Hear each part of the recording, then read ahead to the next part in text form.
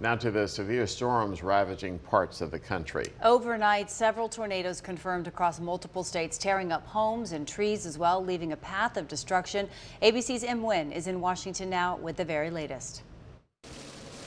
This morning, violent storms slamming the Midwest. Life-threatening tornadoes touching down across multiple states. In Oklahoma, several homes and businesses reportedly destroyed. It's going to be for a tornado hit there. The house is fallen. There's a person trapped under the house. Authorities say search and rescue efforts are underway. About 150 miles west, these dark tornado storms threatening the 1,000-person town of Okeen, Oklahoma. Lightning electrifying the skies in Guthrie.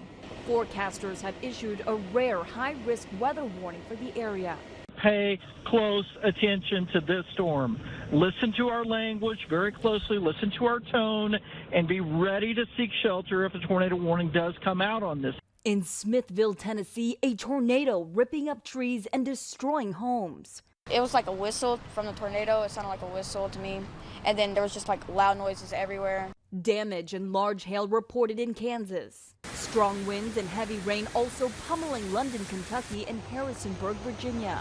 Further south in Texas, people still recovering from major flooding. Governor Greg Abbott announcing at least 3 deaths due to the severe storms, including a child swept away by floodwaters. There now are 91 counties that have been impacted by this ravaging storm.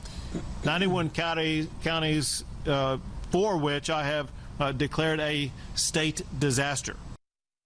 Throughout the Midwest, thousands of power outages. Forecasters expecting the severe storms to weaken slightly as they move into the Tennessee and Ohio River Valley later today. Em Nguyen, ABC News, Washington.